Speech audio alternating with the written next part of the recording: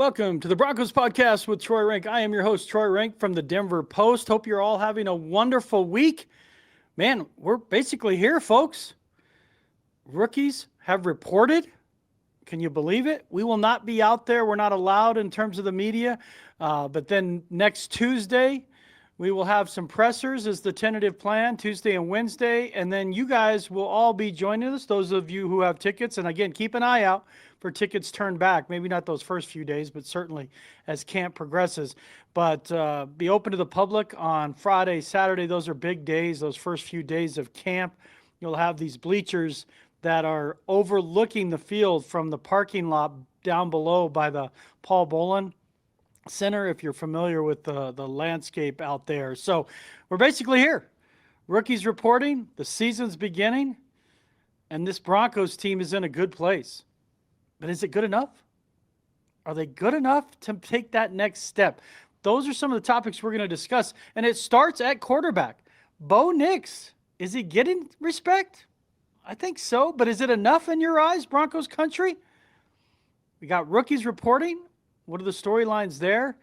And Courtland Sutton does not have a contract extension. And Terry McLaurin talking about his frustration. It's just, I'm not going to lie, I'm a little worried that the Broncos and Sutton are not going to be able to find a bridge that they can comfortably cross, but could be wrong on that. But the wide receiver market is exploding. Do the Broncos see him as a guy making kind of top shelf money? But starts at quarterback, starts with Bo Nix, and it starts with an interesting ranking I think we need to discuss. That's coming up after the break.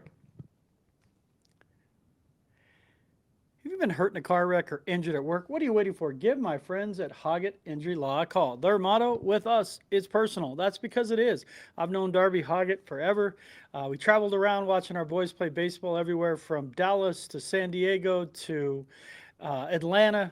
And his son, Jet, just a great player, great kid. Coached him in hoops as well. We talked a lot of Broncos at those baseball games.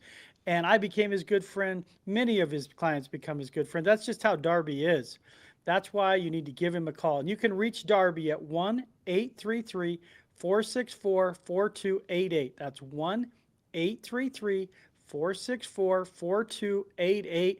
Darby will take care of you. He's not going to ask you to pay until you get some kind of settlement. That's how Darby works. He's fair. He's a good man. You can find more info at hoggattlaw.com. Welcome back to the Broncos pod. Hope you're having a wonderful start to your week. We're here on a Wednesday. It's finally cooling down here in the Metro. Walked the Bulldog Bentley. It was probably in the 60s, which was a nice change of pace for him and for me, if we're being honest. Watched the All-Star game last night, and it reminded me of how important it is to embrace change in the world, the old adapt or die. And that applies to your Broncos as well. When I watched that All-Star game with the automatic ball strike system, which I love, those of you who probably know me well or follow me on Twitter, not a huge fan of umpires, but I'm not trying to eliminate them. I just don't think that we need to have a specific, an individual interpretation of the strike zone. I just don't think that's necessary. But baseball's embracing change. For 30 years, no sport clutched the pearls more than baseball. I covered it for 15 of those years as a traveling beat writer. And some traditions are great, but sometimes tradition stands in the way of progress. And in the case of the Broncos, you have an ownership group that came in Greg Penner and Kerry Walton Penner, who, if you want to upset them, say we do this because it's the way we've always done it. They're constantly looking to do things better. How can we put you in a position to have the most resources, to do your job as best as possible, and keep you accountable? And some of that means making you a little uncomfortable. And the Broncos weren't afraid with the Penners. They've fired a coach. They've hired a coach. They've created a new kind of hierarchy in the way the George Paton reports to Greg Penner and Sean Payton reports to Greg Penner. They weren't afraid in terms of the Walton ownership group of eating $85 million in dead cap on Russell Wilson to move on, knowing, sensing like the business model won't work if we just stay with a quarterback that's not going to get us to where we want to go. So that brings us to Bo Nix. They trusted Sean Payton. He does create creative friction in the building. Sean wants people to be uncomfortable. It's the old, be comfortable being uncomfortable, especially when you feel like you're having success. But in Bo Nix, he found and saw a player that fit his offensive profile. It's not. I'm not going to say he's Drew Brees. That's not fair to Bo Nix. Drew Brees is a first ballot, all-time great quarterback. That's not fair. But to say that it was a fit, and Sean Payton saw something when he saw like one incompletion in his private workout before the draft, that is fair. He had a vision for the player. That's part of how the NFL works. Instead of we're going to draft him and make him fit, scheme and team matter. And they saw Nix as a guy who would fit the scheme. But Nix, in his first year, a lot of criticism for the draft pick. I was more bullish, as you guys know, on him because I've said Peyton attached his legacy to that pick, and any chance he has of making the Hall of Fame depends on, for me, him making a Super Bowl, reaching a Super Bowl with the Broncos, so he would have done it with an NFC team, certainly won it with the Saints, and do it with an AFC team. I don't even think he'd have to win it just if he got there. But he's attaching his legacy to this pick, so I was bullish on it for that reason, thinking he's clearly got a vision for this player. And all Nix did after a clunky start that first month, although he had a really good first couple drives at Tampa Bay, and he had one key drive at the Jets that got them to 2-2, for the most part saved their season after that 0-2 start. And at that point, there was a little bit of Tim Tebow to his game, like easier to appreciate than explain, because he looked bad for long stretches, and then he'd make a few plays. You're like, okay, I see what they see. Then he settled down. And Peyton did not take his foot off the gas pedal. Bo Nix was dropping back in top 5 dropbacks the entire season. He wasn't going to just baby him. This was baptism by blowtorch. Nix, folks, ends up with 29 touchdowns, 12 picks, 34 overall touchdowns when you combine his 4 rushing touchdowns and a receiving touchdown. He led the team, tied for the team lead in rushing touchdowns. So where is all this going, Troy? You're asking. ESPN came out with an article. Jeremy Fowler did this. They do a series every time around this summer. And for those you can see a video, I'm going to take a quick drink here. That they poll executives and scouts on key positions in the league to come up with a top 10 list at position and linebacker, receiver, quarterback. Well, for this discussion, we're concentrating on quarterback. Top 10 quarterbacks in the league. And this is coaches, this is scouts, this is executives who are surveyed. So it's a very comprehensive survey. And why I think you should be encouraged by this, and I think some will be upset, but I think there needs to be context. And while I love the fact that a lot of you who listen to this podcast bleed orange and blue, you do have to at some point be realistic too on some of these rankings. But the offensive rankings for the top 10 quarterbacks, the list is as follows. Patrick Mahomes, 1. That's based on more his career than certainly last season. Josh Allen, the reigning MVP, 2. Joe Burrow, who could have been an MVP in a normal season if his team made the playoffs, 3. Lamar Jackson, 4, who was a 2-time MVP, thought he was going to win it again this last year. Jaden Daniels, after one season, is 5, which is incredible, but I would frankly not argue with it. Matthew Stafford is 6. Justin Herbert, 7. That is way too high for Herbert, in my opinion. Jared Goff is 8. Jalen Hurts is 9. I would at the very least flip Herbert with Hurts based on Hurts' ability to win a big game. And then 10 is Baker Mayfield. Among those receiving votes, honorable mention, we have C.J. Stroud, 11, Jordan Love, 12, Kyler Murray, 13, Brock Purdy, 14, Dak Prescott, 15, Aaron Rodgers, 16, Tua Tagovailoa, 17, and Bo Nix receiving votes at 18. I think that's about right. I would have him a little higher. I would have him higher than certainly Aaron Rodgers at this point. Rodgers has been awful the last few years. He's just not the player that he was when he was winning MVPs. He's one of the greatest of all time. That's not an argument. Rodgers is not that guy anymore. He wasn't with the Jets for 2 years, his last year with the Packers. It's been a long time since he's been an elite quarterback. I would certainly have Nix in front of him based on the last couple of years. And Tua has not shown he can win a cold game, a cold weather game. And health is an issue with him, unfortunately. I would have him in front of him, not Dak.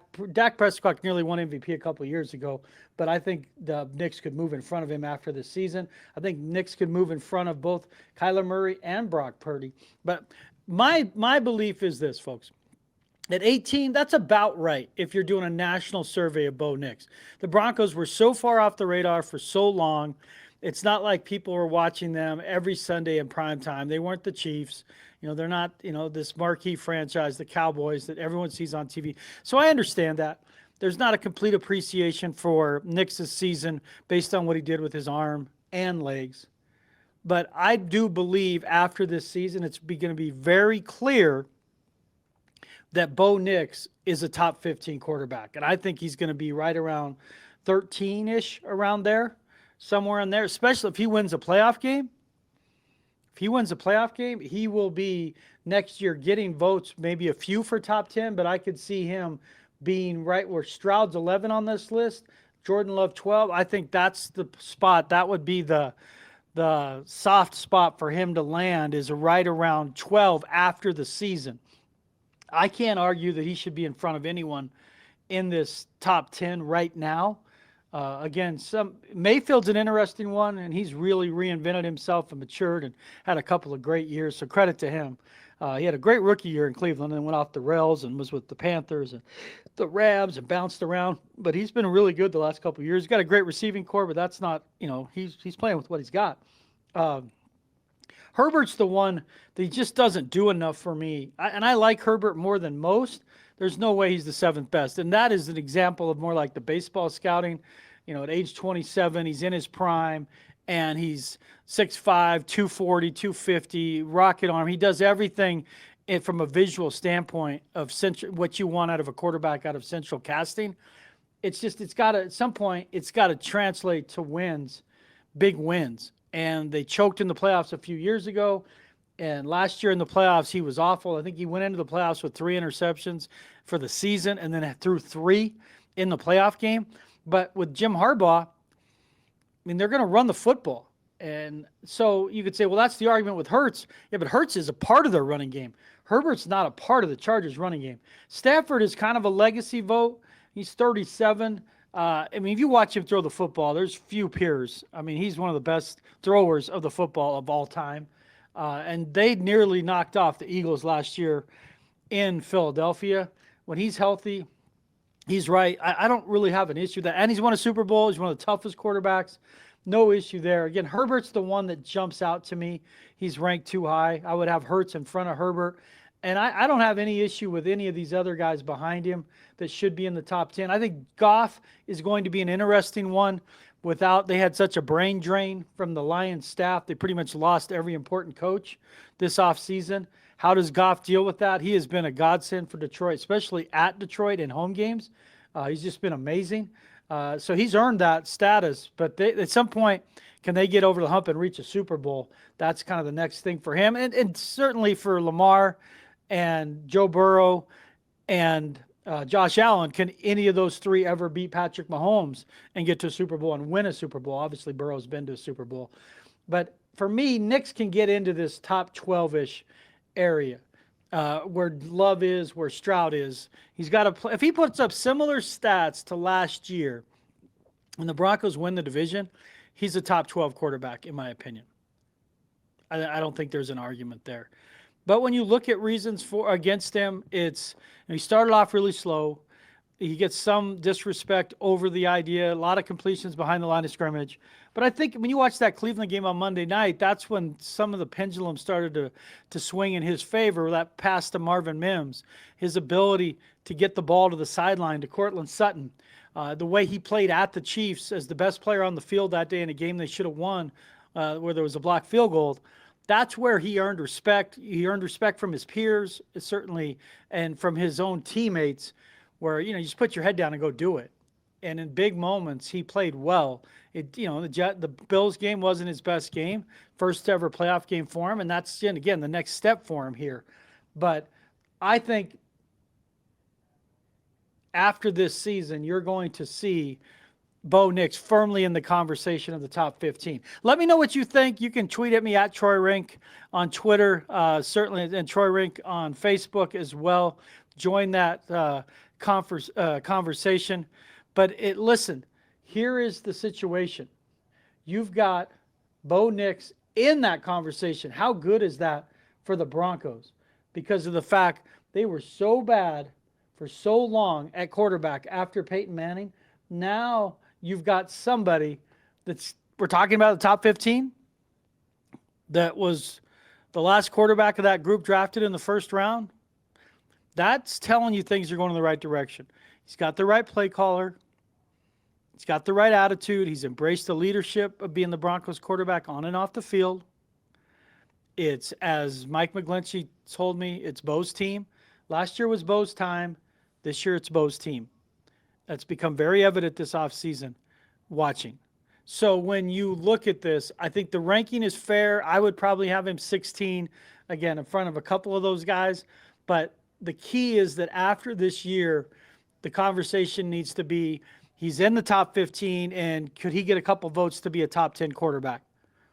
And if he does, the Broncos then that following year, I think, would be viewed as a clear Super Bowl contender because they've upgraded their roster. Remember this. When people were trying to tell you they've seen Bo Nix's ceiling and say, oh, he's the Teddy Bridgewater and Mac Jones, give me a break. Again, and I love Teddy, the person. Those guys didn't run. They didn't have that mobility. Mac Jones was overweight when he came into the league. So those comparisons don't fit. They're not apt. And secondly, he's got better guys. He has better guys around him.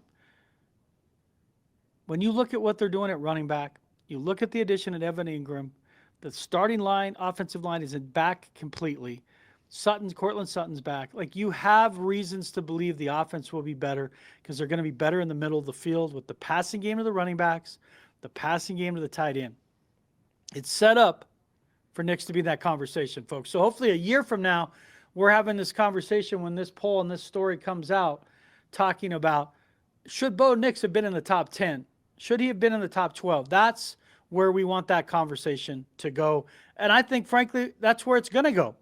I believe firmly we will be talking in those terms with Bo Nix after this season. But let's be honest as we transition to our next topic. They're not going to get there without getting some contributions from rookies on both sides of the ball. Jahdae Barron signed his deal, so he's in. The only guy who's not signed as of this podcast Wednesday morning was Shamir Stewart of the Bengals, who always have issues. But with contracts and money, it's a drama fest with them. It just seems like they can't get out of their own way. Barron's done. It was like 4-year, 18. His deal's done. So RJ Harvey had not signed as of me starting this podcast. And the reason why, folks, because rookies report today, and it would be disappointing if Harvey's not there, but he's caught up into the second round kind of union agent power play. The Texans guaranteed their second round pick, full deal, fully guaranteed the contract. So every agent, it's been inching that way for a few years, getting more and more guarantees in second rounders contracts. Usually it got to where like it's guaranteed for injury, or they soft pedal it, if you will. But agents, understandably so, want those second round contracts fully guaranteed. That's a fight that the union has not been able to win. They've only seen a few fully guaranteed contracts completely over the last few years. Usually at quarterback. We saw it with Cousins a few years ago, and you saw with the collusion story with the excellent investigative reported by Pablo Torre, how owners have pushed back on the deal that Deshaun Watson got, don't want a guaranteed contract. So this is a hot button issue. I would hate to see Harvey get caught up in a union power play and hurt his chances of starting or contributing early. I don't think he's going to start. I believe J.K. Dobbins is going to start at running back the first month of the season, and Harvey will continue to work himself in. But I'll tell you this, if Harvey misses any significant time in camp over this, which I highly doubt, then he's going to be behind. There is no way he's going to start. As a rookie, you cannot miss those reps in camp, because once the season starts, you don't get those reps back. It's for starters, and backups get a snap here, a snap there, maybe scout team stuff. It's hard to pick those reps back up during the season. But that's why when people ask you, why is Harvey not signed? It's not him being greedy. He's caught in this vortex of a union power play with agents trying to get second round contracts fully guaranteed moving forward, because everything with contracts is about precedent. And once somebody sets a precedent, everyone tries to say, well, you did it for this guy. Teams argue, well, that's not our situation. They did it. That doesn't apply here. But once an entire round gets guaranteed, it's very difficult for owners and GMs to then go back into the next draft and say, we're not going to do that, because then it does look like collusion, which is, again, violation of the rules here. So that's why Harvey has been dealing with, he's caught in this vortex, if you will. But they need him. They need their offense. And they need Jahdae Barron to have an impact. I'm less worried about him because I think he could be in the dime package. Eventually, I think he could take over as the slot guy for Jaquan McMillan. Maybe you move him outside in some packages. I'm not worried about him because they don't need him from jump per se. Harvey, as an offensive player, learning a system is a way more difficult transition than a defensive player, even though Barron's being asked to play in some cases multiple positions. But the rookies are going to be there. It's going to be an exciting time. It's an interesting rookie class. Sean Payton kind of rolled the dice on a couple guys, especially R.J. Harvey. You look at Pat Bryant, the receiver, guys that the league, the draft prospects weren't as high on as him. Can they show up with the pads on and show why they can make an impact right away? They need it, because defensively this team's going to be nasty. I've told you that. Dre Greenlaw, I think on their linebackers thing, was ranked like 5th in the ESPN thing. Like Dre Greenlaw, if he's healthy, is going to be one of the Broncos' best players, folks. If Talanoa Hufanga is healthy, he's going to be one of the Broncos' best players, not just on defense. That's why they have a chance to win the AFC West. Their 4 offseason additions are all huge upgrades with Evan Ingram and J.K. Dobbins and Talanoa Hufanga and Dre Greenlaw. The problem is every one of them comes with an injury concern. So I've said you need 3 of the 4 to be healthy, and you need 2 of the 2 offensive guys more specifically to stay healthy, at least for the first chunk of the season, to get them in this team in rhythm, to show they can win close games. Because we go back to Nix, and if you're asking yourself, Troy, how in the heck is Jaden Daniels that high after his rookie season? The guy worked magic late in games, and not just the Hail Mary against the Bears. He was just absolutely brilliant late in game. And that's something you can't teach. That's something that the team starts to believe. They believe. I mean, he was better on 3rd and 4th downs, a league-leading 95.3 QBR. That's like stuff Mahomes does. When you ask, like, how's Mahomes still up there? Because he doesn't have the stats, especially the last 2 years. Mahomes wins on 3rd and 4th down. Those are the money downs. Those are the money balls in the three-point contest. If you just make all the money balls, it's hard to beat a player. And that's what Daniels has done as a rookie and moving forward. Bo Nix last year, the Broncos were 1-6 in one-score games. That's not just on him. I'm not saying that. But that's where you see the separation between he and a Jaden Daniels, as Jaden Daniels single-handedly won games late for Washington, playing out of his mind late.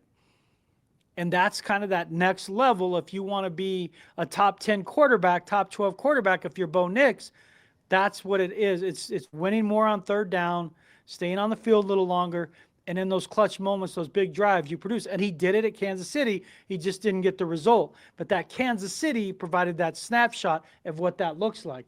But for him to do it, he's going to need help from a couple rookies, starting with Harvey. Not sure where Bryant fits in. I think he's going to be more of a Lil Jordan Humphrey role. But you're going to need some help to find out what Bo Nix's ceiling is.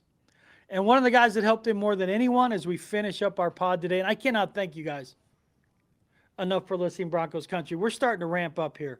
It's going to be fun. This is a team with a lot of reason to be excited about, from the coach, the quarterback, the GM, the ownership, the upgrades in the roster. You know, it doesn't guarantee you anything, but they're in their best position from a talent standpoint that they have been in years. Again, I would argue since probably the 15 season or the 16 season In 16, they were still pretty good. And then they really started to age out in 17. But they are in a really good place, folks. A fun place. And one of the guys that helps Nix reach that potential and certainly excel as a rookie was Courtland Sutton. Sutton was an absolute dog for Bo Nix. I mean, you look back on a 50-50 ball, you look back in the red zone, Sutton was the guy. He ended up with 81 receptions, 1,081 yards, 8 touchdowns. The year before, 10 touchdowns. He's played his best football these last 2 years. He set a career high last year in receptions, and then he was close to his career high in yards. And then it just seems easy. Well, why hasn't he had a contract extension yet? Remember last year there was certainly some acrimony over intention. He wanted a contract extension. They basically ended up giving him a couple $1 million that he could reach through incentives. And he did, for the most part. He reached almost every significant incentive. But it wasn't real money. It wasn't a contract extension. That's what he wants now going into the last year of his deal with no more guaranteed money. The problem is his age and the market have absolutely blown up. When you look at what are they going to do with Sutton? Because Sutton, remember, folks, it feels like he just got here. He's 29. He's going into his 8th season. And in the NFL, when you start to approach 30 years old at a skill position, it's not kind to getting another contract. It's just not. I mean, I'm not saying that's fair, but that's how the NFL works. They weed them out, and it doesn't help the fact that when you look at, excuse me, I'm doing my quick research here. When you look at the fact that the draft just produces them year over year, so teams are not compelled to overpay receivers. And we look at that list there. ESPN came out with their list, their top 10 receivers. Jamar Chase, just an absolute baller. Justin Jefferson, Tyreek Hill, CeeDee Lamb, A.J. Brown, Amon-Ra St. Brown, Malik Neighbors from the Giants. I think that's a little high. Nico Collins from the Texans, Mike Evans from the Bucks, Garrett Wilson. Then others receiving honorable mention, Terry McLaurin. I would have McLaurin in my top 10. Puka Nacua would be probably my top 10 as well when he was hurt last year. Brian Thomas Jr. from Jacksonville, DK Metcalf, T. Higgins, Devontae Evans. Others receiving votes. Devontae Smith, Ladd McConkey. That's a little much, folks. Come on. Jackson Smith-Njigba, Jamison Williams, DJ Moore, Chris Godwin, George Pickens, Calvin Ridley, Jalen Waddle, Courtland Sutton. Oh, excuse me. Sutton did pop up at the very end of that list. Very end of that list. He got 1 vote. He was last, so he is 25th, I believe, on this list. I got to fix something there. Darn it. I'll fix that there. But it brings up the fact that he just got 1 vote among the top receivers in the NFL by executive scouts and coaches. So what does a contract look for him? He has more value to the Broncos than he has to other teams. So if another team traded for Sutton, I do believe they would view him as a number 2. This saying that he got 1 vote shows you that he's viewed by probably 1 or 2 executives as a true one. When you have that many number of teams, they're viewing him as kind of as 1 or 2 people in the league viewing him as a true one. Most people tell you he's the premier number 2 on a playoff team. For the Broncos to be a playoff team, he has to be their 1. They don't have another choice. He's the guy. Marvin Mims was fantastic at the end of the year, but he would be the guy. So when you look at it, and you look at Sutton, where do they pay him? Because T. Higgins getting $27 million, Sutton can ask for that. Are the Broncos going to do that? Are they going to make that kind of investment in a guy who's 29? When they keep talking up Devon Vele, who I think is going to do for a breakout year. They have Marvin Mims. They have Troy Franklin. They just drafted Pat Bryant. Just looking at the roster, I'm not sure that they're going to come to an agreement on an extension. The argument is you have to be really careful here because you don't want to stunt the growth of Bo Nix over money. So this is where it gets interesting. Would you pay Sutton?